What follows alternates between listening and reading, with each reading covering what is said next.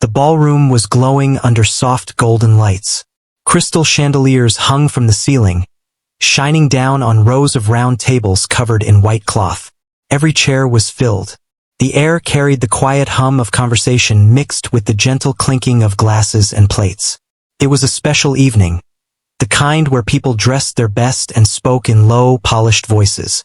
At the center of the stage stood a grand piano, black and flawless, reflecting the light like a mirror. It looked powerful and proud, almost like it knew how important it was. The event had been planned for months. Posters around the city had invited guests to attend a night of classical music performed by a highly respected pianist. Many in the audience were music teachers, students, and longtime fans of fine music. Some had traveled from other cities just to be there. The pianist had already played several beautiful pieces that evening. His movements were sharp and confident. His posture never bent. After every performance, the audience applauded loudly, and he bowed with a small smile that showed both pride and control. He was known not only for his skill but also for his strong personality. Some people admired his confidence. Others quietly felt that he enjoyed attention a little too much. After finishing another powerful piece, he stood up from the piano and adjusted his jacket. The applause filled the room once again. When it finally softened, he leaned toward the microphone placed beside the piano. "Music," he said smoothly, "belongs to everyone. Tonight, let's have a little fun." The audience leaned forward with curiosity. He continued, "Is there anyone here who would like to try playing this beautiful instrument?" A soft wave of laughter passed through the room. Most people assumed he was joking. A grand piano like this was not something just anyone could walk up to and play, especially in front of such a crowd. He scanned the audience with raised eyebrows, clearly expecting no one to respond. For a few seconds, nothing happened. Then, near the back of the room, a chair scraped lightly against the floor. Some heads turned. A man slowly stood up. He was not dressed like the others. While most guests wore suits, polished shoes, and shining jewelry, this man wore a simple shirt and old trousers. His jacket looked slightly faded at the edges. His shoes were clean but worn from years of use. His hair was neatly combed, though a bit uneven, as if trimmed at home. A few people exchanged glances. Someone near the front whispered something and covered their mouth to hide a smile. The man did not seem to notice. He walked forward calmly, step by step, toward the stage. His movements were steady, not rushed, not hesitant. But the distance from the back of the ballroom to the piano felt long. With every step he took, the whispers grew louder. "Does he even know how to play?" someone murmured. "This should be interesting," another said with a quiet laugh. The pianist stood beside the instrument with a thin smile. He folded his arms as the man climbed the small steps onto the stage. The difference between them was clear. One looked polished and powerful. The other looked ordinary, almost invisible. When the man reached the piano, he paused for a moment. Up close, the lights made his simple clothes stand out even more. He placed one hand gently on the edge of the piano, as if greeting an old friend. His fingers brushed the smooth surface carefully. The pianist leaned slightly toward the microphone again. "Please," he said, his tone carrying a hint of challenge, "show us what you can do." More soft laughter echoed in the room. The man nodded politely. He did not speak. He pulled the piano bench back just a little and sat down. From the audience, the sight seemed almost strange. His clothes did not match the beauty of the instrument. His presence did not match the expensive setting. A few guests shook their heads, already expecting an awkward few minutes before the professional would return to rescue the evening. The man placed both hands in his lap. For a brief second, he closed his eyes. The room still carried quiet whispers and shifting movements. Glasses clinked. Someone coughed. A chair creaked. On stage, the pianist watched closely, almost amused. Then the man lifted his hands and placed his fingers gently on the keys. He did not press them right away. Instead, he took a slow breath. His face changed slightly. The nervousness that some expected was not there. Instead, there was something deeper, focus, maybe even memory. In that quiet pause, something subtle shifted in the air. It was hard to explain, but the room felt different. The man sitting at the piano no longer looked unsure. He looked calm. Still, a few people in the audience exchanged doubtful smiles. The pianist stepped back, giving him space, though his expression suggested he believed this would be brief. The man lowered his head slightly and adjusted his fingers across the keys. His touch was light, but precise, as if he already knew exactly where each note waited. For a second longer, he remained still. The room grew quieter, but not completely silent. The audience was still unsure whether to take this seriously. Near the back, someone whispered, "He'll probably just hit a few keys and stop." But on stage, the man's breathing slowed. His shoulders relaxed. The noise around him seemed to fade from his awareness. The grand piano stood ready beneath his hands. He pressed the first key. The sound that came out was soft. It was not loud or dramatic. It did not demand attention, but it was clean and controlled. The note did not shake. It did not hesitate. A few people stopped whispering. He pressed another key, then another, forming a gentle beginning. The melody had not fully formed yet, but there was already something unusual about the way he touched the keys. It did not look random. It did not look playful. It looked intentional. The pianist's folded arms slowly loosened. The man's fingers began to move more smoothly now. Each note connected naturally to the next. The small melody started to take shape, flowing quietly into the room. The laughter that had filled the air moments ago began to disappear. People who had been leaning back in their chairs now leaned forward instead. There was no rush in his playing. No show of force. Just calm control. The man who had walked from the back of the room, the one whose clothes had made people smile, now seemed completely at home behind the grand piano. His eyes remained closed, and the ballroom, slowly but surely, began to listen.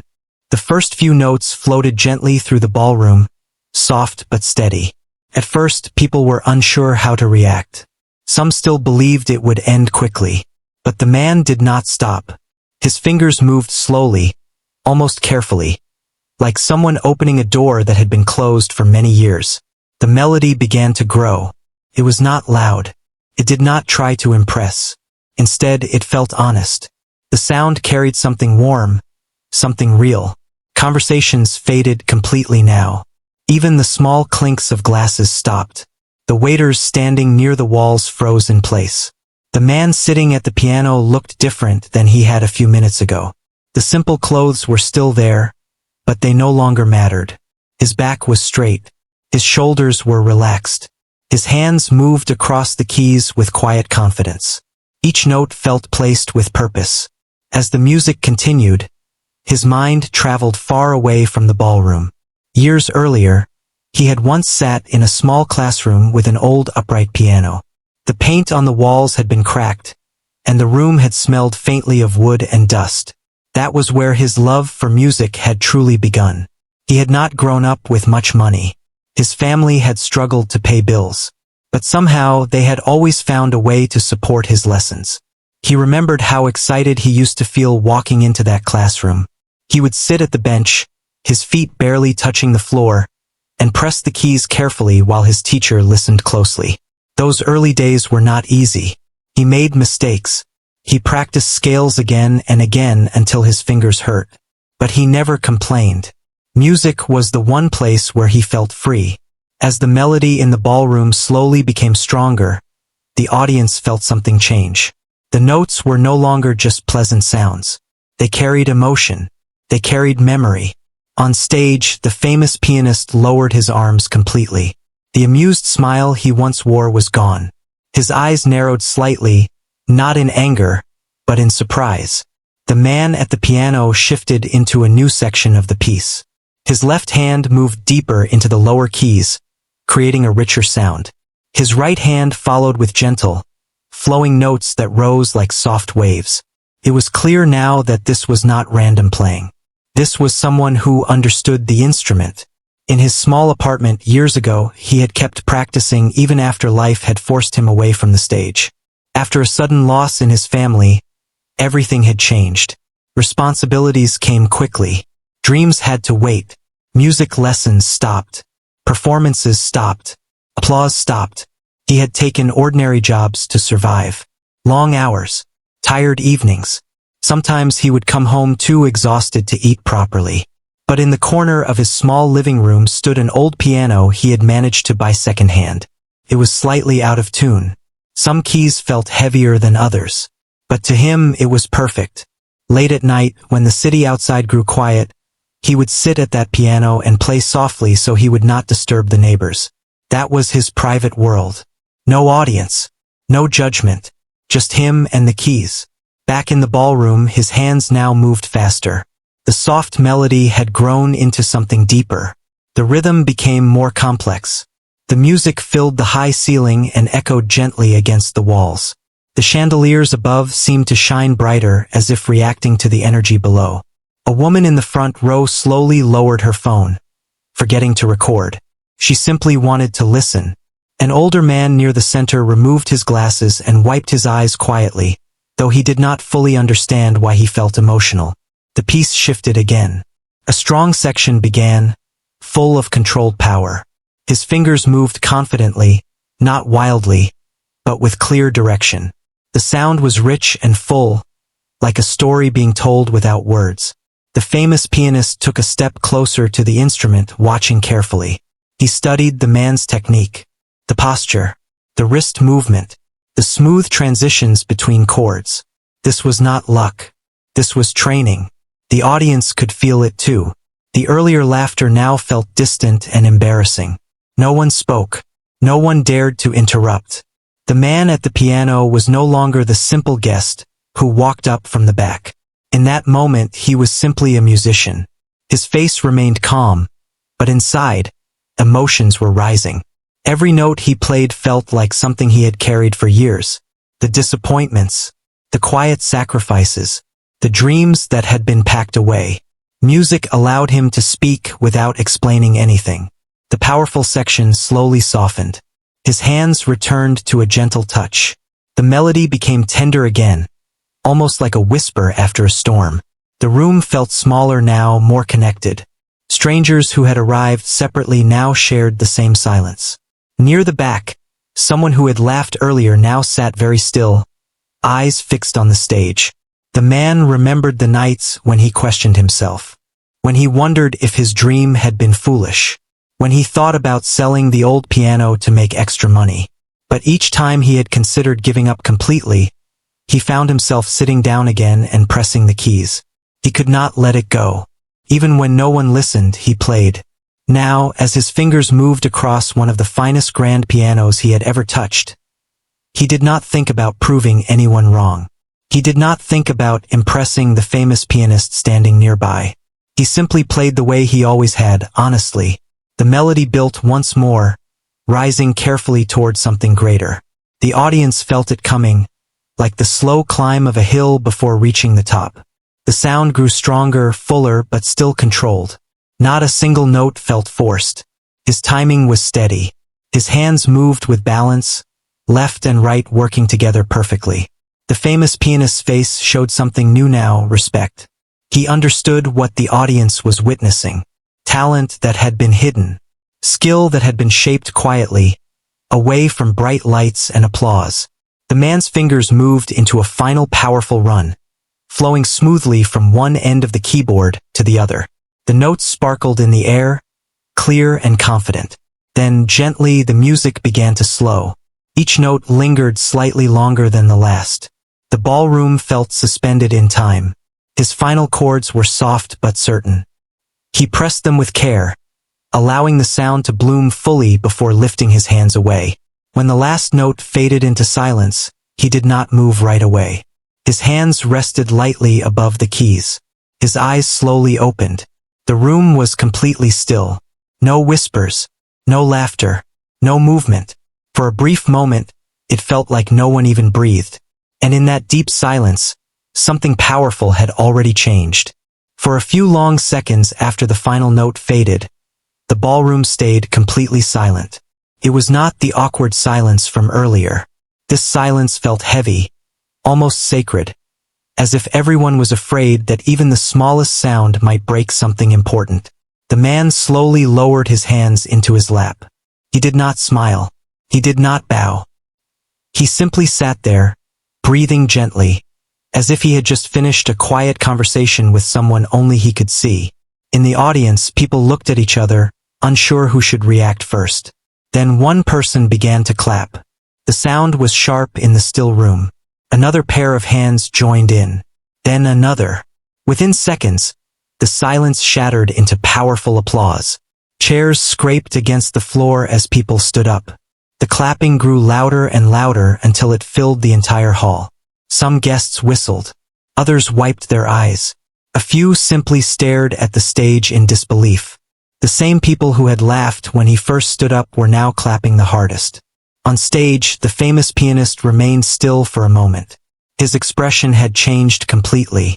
There was no trace of amusement left. Instead, there was something more thoughtful in his eyes.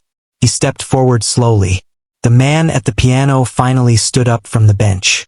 Up close, under the bright lights, his simple clothes still looked the same. But now no one noticed them. What people saw instead was the quiet strength in his posture. The famous pianist extended his hand. The room grew quieter again, though the applause continued softly in the background. The man looked at the offered hand for a brief second, then reached out and shook it firmly. It was a simple gesture, but it carried meaning. Respect had replaced doubt. The applause rose again. After a moment, the famous pianist leaned toward the microphone. His voice, which had earlier sounded playful and slightly proud, now carried a different tone. That, he said slowly, was extraordinary. The audience agreed with another wave of clapping. He turned slightly toward the man beside him. "You have trained," he added, not as a question, but as a clear understanding. The man nodded once. "A long time ago," he replied quietly. His voice was calm and steady. There was no arrogance in it, no desire to boast. Just honesty. The famous pianist studied him carefully. "Why did you stop?" he asked, this time speaking without the microphone so only those near the stage could hear clearly. But the room was so quiet that many still caught the question. The man paused. He glanced at the piano, then out at the audience. For a second, it looked like he might choose not to answer. But something about the moment felt open and sincere. "Life changed," he said simply. "Family needed me more than music did." There was no sadness in his voice, only truth. Some people in the crowd lowered their heads slightly. That simple sentence carried more weight than a long explanation ever could. The famous pianist nodded slowly. He understood that answer more than he expected. "Music never left you," he said quietly. The man gave a small smile. "No," he replied. "It never did." In the back of the room, a young student who had been attending music lessons for only a year watched with wide eyes. He had often complained about practicing scales. He had sometimes felt like giving up. But now, watching someone who had carried music inside him for years without applause or recognition, something inside him shifted. The applause slowly softened, but the energy in the room remained strong. One of the event organizers hurried toward the stage, looking both excited and slightly nervous. This evening had been carefully planned, and nothing like this had been scheduled. Yet somehow, this unexpected moment had become the highlight of the night. "Would you," the organizer asked carefully, "consider playing another piece?" A soft murmur of agreement moved through the audience. The man looked surprised. He had not expected this. When he first stood up from his chair in the back, he had only wanted to touch the piano once, to feel its keys under his fingers. He had not planned on anything more. He looked toward the famous pianist, almost asking silently for permission. The pianist stepped back and gestured toward the bench. "Please," he said sincerely. "The stage is yours." The crowd responded with encouraging applause. The man hesitated for only a second before sitting down again. This time there was no laughter, no whispers, only quiet anticipation. He placed his hands on the keys once more. But instead of playing another classical piece, he chose something different. He began with a melody that felt personal. It was simple at first, almost like a lullaby. The notes carried warmth and memory. It did not feel like something written to impress critics. It felt like something written to comfort a tired heart. As he played, he remembered the small apartment. The nights when he practiced softly so he would not wake anyone. The mornings when he left early for work, his fingers still slightly sore from the night before. The audience felt the difference in this piece. It was more intimate, less formal. It felt like he was inviting them into his private world. The famous pianist stood to the side of the stage, listening closely. He noticed how naturally the man controlled the tempo, how gently he shaped each phrase. There was no rush, no need to prove anything anymore. Halfway through the piece, the music grew brighter, hopeful, like sunlight breaking through clouds after a long gray day. A few people in the audience smiled without realizing it. The melody rose, then fell softly, like a calm breath. When the final notes of the second piece faded, the applause returned instantly, louder than before. But this time the applause was different. It was not just for skill. It was for courage, for patience, for the quiet strength it takes to hold onto something you love even when the world is not watching. The man stood up once more. He gave a small bow, not dramatic, not exaggerated. Just a simple sign of gratitude. The famous pianist stepped forward again, this time placing a hand lightly on his shoulder. Talent, he said into the microphone, is not owned by titles or stages. Tonight we were reminded of that. The audience nodded, many still standing. In that moment the roles in the room had shifted. The one who had first seemed powerful had shown humility. The one who had seemed ordinary had revealed greatness. As the applause slowly settled, the man stepped down from the stage. But this time, the walk back to his seat felt completely different from the walk to the stage earlier that evening. No one whispered. Instead, people moved their chairs slightly to give him space. Some reached out to shake his hand as he passed. Others simply offered respectful smiles. When he finally sat down, his heart was beating faster than before, but his face remained calm. He had not stood up to prove anyone wrong. He had only answered an invitation. And in doing so, he had reminded everyone in that ballroom of something simple and powerful. You never truly know the story of the person sitting quietly in the back of the room. When he finally sat back in his seat, the applause still echoed in his ears. His hands felt warm, almost trembling now that everything was over. A few minutes earlier, those same hands had moved with perfect control across the keys. Now they rested quietly on his knees.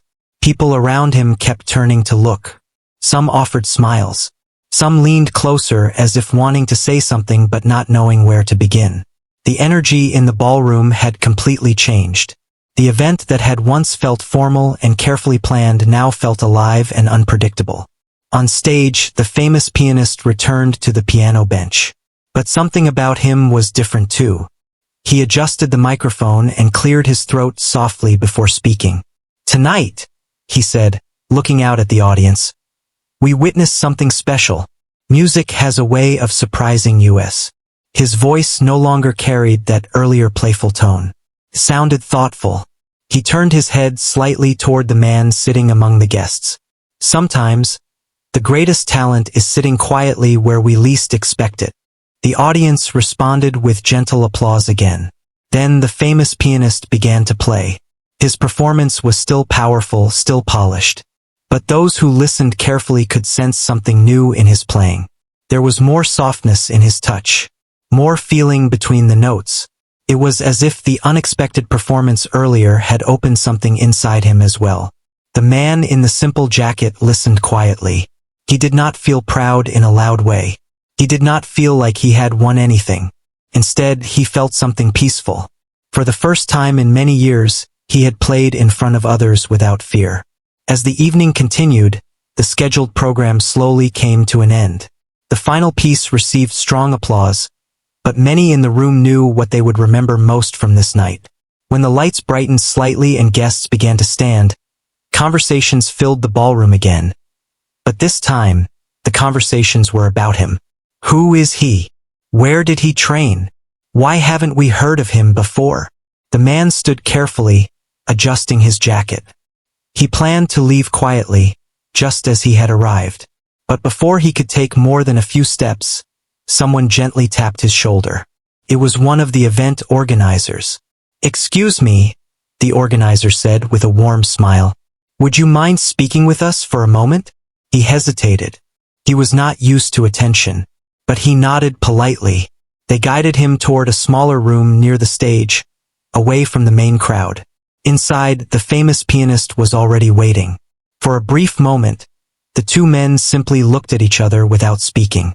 Then the famous pianist stepped forward. "I owe you an apology," he said calmly. The man looked surprised.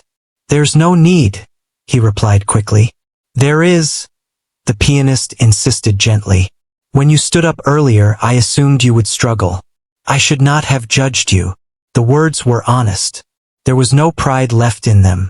The man gave a small smile. "It's human to assume," he said. "We all do it." The pianist nodded slowly. "Where did you study?" he asked with genuine curiosity.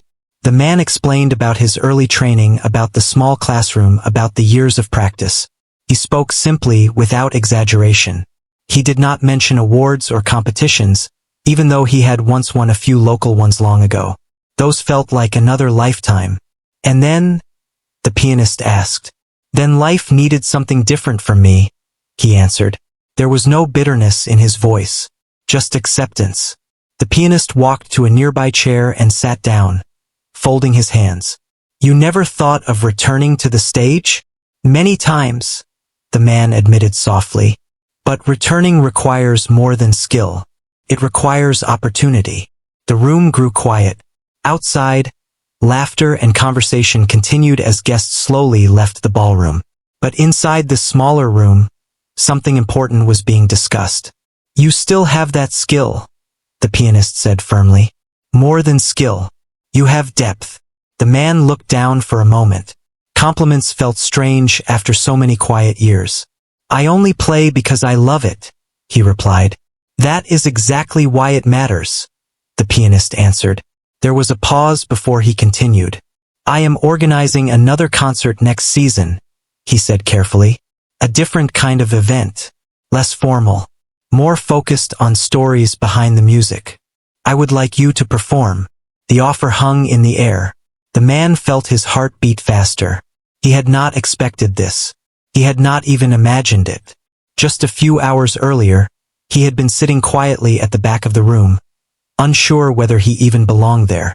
"I don't know," he said honestly. "It has been a long time." The pianist leaned forward slightly.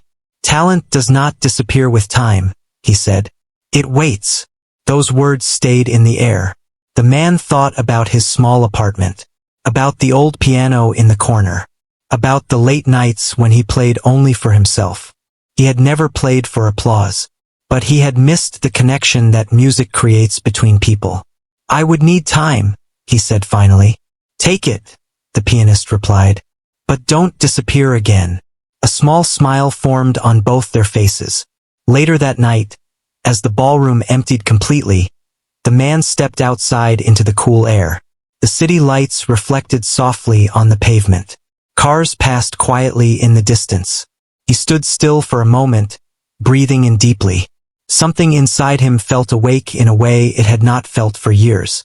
He walked slowly toward the bus stop instead of calling a car. He wanted time to think. Each step felt lighter than usual. At home, when he entered his small apartment, everything looked the same as it always had. The old couch, the small table, the piano in the corner. He walked straight to it. Without turning on all the lights, he sat down at the bench. His fingers rested gently on the familiar keys. This piano did not shine like the grand one in the ballroom. Its sound was softer, slightly imperfect, but it was his. He began to play again quietly. The melody flowed easily, as if the evening had unlocked something that had been waiting inside him. There was no audience now, no applause, just the simple joy of sound filling the room. For the first time in years, he allowed himself to imagine something bigger. Not fame, not attention, just possibility. The next morning, the video clips had already started spreading online. Several guests had recorded his performance. Messages began appearing on the event's social media pages, asking about the unknown pianist who had stunned the room. He did not know any of this yet. He was simply preparing for another ordinary day of work. But somewhere in the city, people were sharing his music. Strangers were listening, commenting, wondering who he was. Back in the ballroom, the famous pianist replayed the memory in his mind. He understood something important had happened that night. Not just for the audience, but for himself. Sometimes it takes being surprised to grow. And sometimes it takes courage to stand up from the back of the room and walk toward the light. Neither man knew exactly what would come next. But both knew one thing for sure. That night was not the end of the story. The next morning felt almost normal at first. He woke up early, just as he always did. The sunlight slipped quietly through the thin curtains of his small apartment. The city outside was already awake. Cars moved along the street below. Someone nearby was calling out to a neighbor. It sounded like any other day. For a moment, he wondered if the night before had been a dream. He sat up slowly and looked toward the old piano in the corner of the room. It stood there quietly, just as it always had. Nothing about the apartment had changed. The walls were still plain. The small kitchen table still held yesterday's cup. But something inside him felt different. He walked over to the piano and touched one of the keys gently. A soft note filled the room. It grounded him. It reminded him that what had happened was real. He made a simple breakfast and prepared for work. He did not own many formal clothes. He carefully ironed his shirt and brushed his jacket, even though it was worn at the edges. Before leaving, he paused at the door for a second. He did not know that his life had already started to shift. When he stepped onto the street, everything seemed normal. The bus arrived on time. People stood quietly, scrolling through their phones. No one looked at him differently. But when he reached his workplace, something unexpected happened. As soon as he walked inside, two coworkers turned toward him with wide eyes. "Was that you?" One of them asked immediately. He blinked in confusion. "Was what me?" They hurried over, holding up a phone. On the screen was a video. It showed the grand piano, the bright lights, the moment he had pressed the first note. The camera angle was slightly shaky, but the sound was clear. The video had already been viewed thousands of times. His heart skipped. "I didn't know someone recorded it," he said quietly. "They all did," the other coworker replied with a laugh. "It's everywhere this morning." He did not know what to say. He felt both proud and nervous at the same time. He had never played for attention. Now attention had found him without asking. Throughout the day, more people approached him. Some had seen short clips. Others had read comments online. Strangers were calling him the man from the back row or the surprise pianist. Each time someone praised him, he responded the same way with a small, humble smile. "I just played," he would say. But deep inside, he felt something growing. Not ego, not pride, something warmer, something like hope. That evening, when he returned home, his phone would not stop buzzing. Messages from unknown numbers. Invitations from local music groups. Even a small interview request from a community radio station. He sat down on his couch and placed the phone beside him. It was overwhelming. For years, he had played in silence. No applause. No cameras. Now suddenly people were listening. He walked to the piano and sat down. His fingers hovered over the keys, but he did not start playing right away. Instead, he thought about the offer from the famous pianist the night before. A concert next season. The idea felt both exciting and frightening. What if the audience expected too much? What if that night had been a rare moment that could not be repeated? Self-doubt whispered quietly in his mind. But then he remembered something simple. He had not played to impress. He had played because he loved it. That love had not changed. He began to play softly. The melody that came out felt lighter than before, more open, as if the music itself had gained confidence. The next few days moved quickly. The video continued spreading. Local newspapers wrote small articles about the unexpected performance. They described how the room had fallen silent, how the professional pianist had stepped aside in respect. One headline read, "A reminder that talent can sit anywhere." He did not buy the newspaper, but a neighbor showed it to him proudly. Soon, the famous pianist contacted him again. This time, the message was simple and direct. "I meant what I said. Let's meet." They arranged to talk at a quiet cafe. When he arrived, he felt slightly nervous. The famous pianist was already seated at a corner table. Without the stage lights and formal setting, he looked more relaxed, more human. They greeted each other warmly. "I didn't expect this kind of response," the pianist admitted honestly. "But I'm glad it happened." "So am I," he replied. They spoke for nearly an hour. Not just about music, but about life. About how easily people judge based on appearances. About how pride can block learning. "I learned something that night," the pianist said thoughtfully. "Skill is important, but humility is more important." He nodded quietly. The conversation then turned serious. "I want you to perform," the pianist said again. "Not as a guest, not as a surprise, as an equal." The word equal stayed with him. He had never expected to hear that word from someone so respected. "I will need time to prepare," he said carefully. "You have it," the pianist replied. "We will work together." And so, something new began. In the weeks that followed, he adjusted his schedule. After work, he practiced more seriously. Not to impress the internet, not to chase praise, but to refine what he already carried inside him. The old piano in his apartment suddenly felt like the center of something bigger. Sometimes, neighbors paused outside his door just to listen. The music no longer felt hidden. He also met with the famous pianist several times. They practiced together in a small rehearsal hall. At first, it felt strange sitting beside someone who had once looked down at him. But that feeling quickly faded. Music has a way of leveling people. They discussed technique, tempo, emotion. They disagreed sometimes, but always respectfully. There was no ego in the room anymore. One evening after practice, the pianist said quietly, "I'm glad you stood up that night." He smiled gently. "I almost didn't." The pianist looked surprised. "Why not?" "I wasn't sure I belonged there." The pianist shook his head slowly. "You belonged more than you knew." Those words stayed with him long after he returned home. As the concert date slowly approached, ticket sales began rising. Many people wanted to see the man whose simple appearance had once caused laughter. Now, those same people were eager to hear him play again. But he reminded himself of something important each day. He was not returning for applause. He was returning for music. One quiet night, sitting alone at his piano, he paused in the middle of practice and looked around his small apartment. Nothing about his home had changed. The walls were still plain. The furniture was still simple. But inside, he no longer felt small. He felt seen.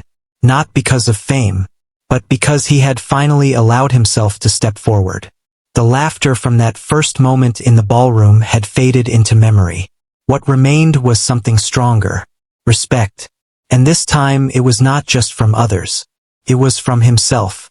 The night of the new concert arrived faster than he expected. This time he was not sitting in the back of the room. His name was printed clearly on the event poster. His photo, simple and honest, appeared beside the famous pianists. The hall was larger than the ballroom from before. The seats were arranged in neat rows, and soft lights glowed along the walls. People lined up outside long before the doors opened. Backstage, he stood quietly near a small table with a bottle of water. He wore the same jacket as before, though now it had been carefully pressed. He did not want to change who he was.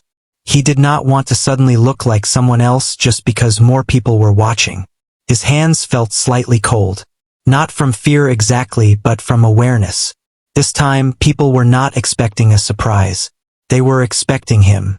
The famous pianist walked over and placed a calm hand on his shoulder. "Nervous?" he asked with a gentle smile. "A little," he admitted. "That's good," the pianist replied. "It means it matters." He nodded. The sound of the audience settling into their seats drifted backstage.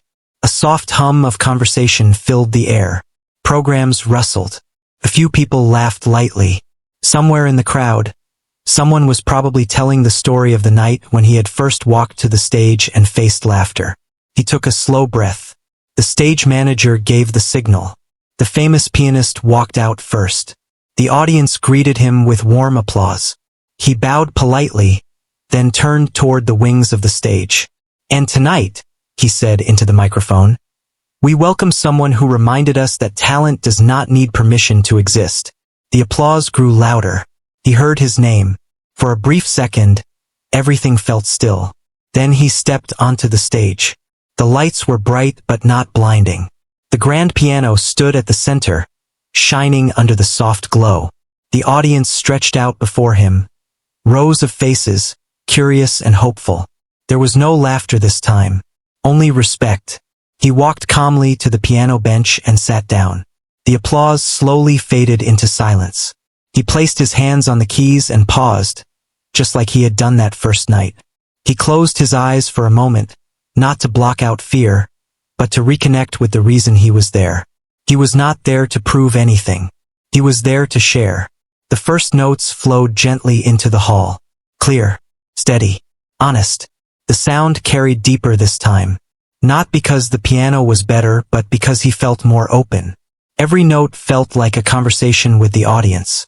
He could sense their attention, their quiet breathing, their willingness to listen. As the piece developed, he allowed himself to feel everything. The long years of silent practice, the evenings when he thought no one would ever hear him, the unexpected invitation that changed everything. The music rose slowly, building with confidence. His fingers moved smoothly, no hesitation. He did not rush the tempo. He let each phrase breathe. In the audience, people leaned forward in their seats. Some closed their eyes. Others watched his hands closely, amazed at the control and emotion in every movement. Halfway through the piece, the famous pianist joined him on stage for a duet they had carefully prepared. Their hands moved across the keyboard in harmony. There was no competition between them, no ego, only shared respect. The audience could feel it. The duet felt powerful not because it was loud, but because it was balanced. Two musicians, different paths, meeting in the same moment. When the final note echoed through the hall, silence followed again. But this time, it was filled with admiration.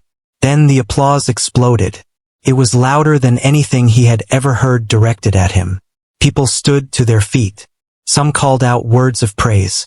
The sound seemed to lift into the ceiling and stay there. He stood slowly from the bench. For a brief second, his eyes grew slightly wet.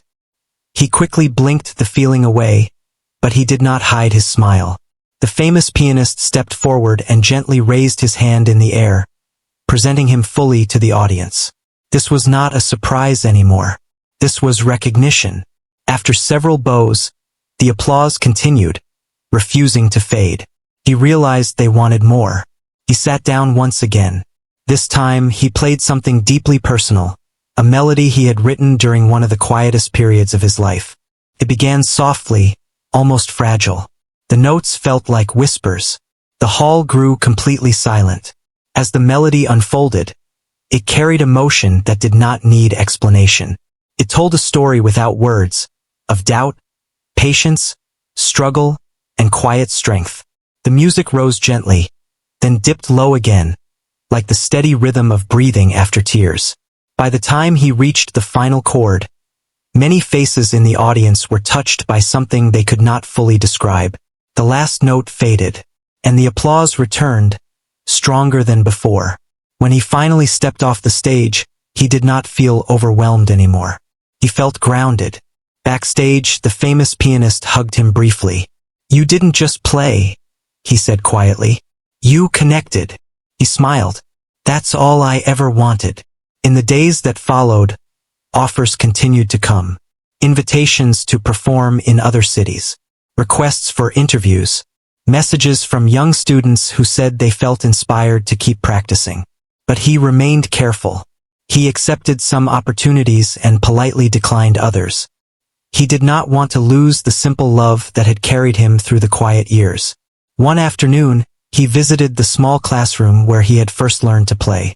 The building looked older now. The paint was faded, but the upright piano was still there. He sat down and pressed a few keys. The sound was familiar, slightly uneven. A young student nearby watched him with wide eyes. "Are you famous?" the student asked shyly. He laughed softly. "No," he replied. "I just play." The student looked thoughtful. "People laughed at me when I made mistakes," the child said quietly. He paused for a moment before answering. "People sometimes laugh because they don't understand yet," he said gently. "Keep playing anyway." The child nodded. As he walked home later that day, he realized something important. The most powerful part of his story was not the applause. It was the moment he chose to stand up when others doubted him. It was the quiet years when no one was watching. It was the decision to keep playing even when the room felt empty. The laughter from that first night had long faded.